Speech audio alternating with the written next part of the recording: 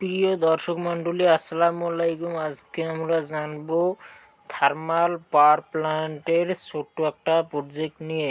এখানে মূলত আমরা একটা প্রেসার কুকারের বাষ্পকে পাইপের সাহায্যে এনে সেটিকে ডিসি মোটরের পাখাকে ঘুরিয়ে ডিসি মোটর থেকে পাওয়া ভোল্টেজ 4 ভোল্ট, এই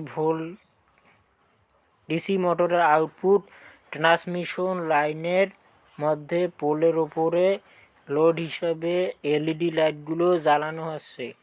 অপরদিকে তাপবিদ্যুৎ কেন্দ্রে বিভিন্ন স্থান থেকে কয়লা সংগ্রহ করে কয়লাগুলোকে ক্রাশ মেশিনের মাধ্যমে ভেঙে গুঁড়ো করা হয়, যাতে কয়লাগুলো সম্পূর্ণভাবে জ্বলে যেতে পারে।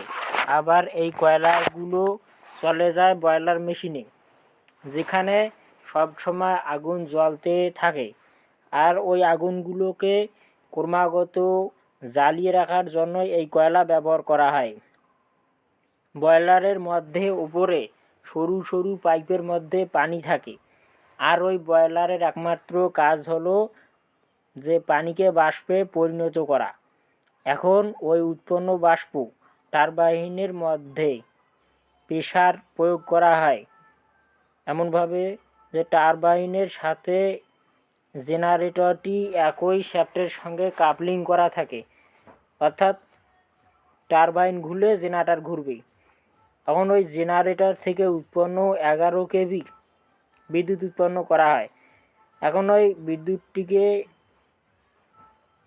লস না করার জন্য, যাতে বহুদূর প্রেরণ করা যায়, এজন্য স্টেপ আপ ট্রান্সফরমারের মাধ্যমে 230 কেভিতে রূপান্তরিত করা হয়। রূপান্তরিত বিদ্যুৎ গ্রিডে লাইনে প্রেরণ করা হয়। মূলত এটি আজকে আমরা প্রজেক্টের মাধ্যমে দেখলাম, যেটি বড় আকারে করা সম্ভব নয়, এই জন্য আমরা একটা প্রজেক্টের মাধ্যমে দেখলাম। এতক্ষণ আমাদের সাথে থাকার জন্য আপনাদের ধন্যবাদ।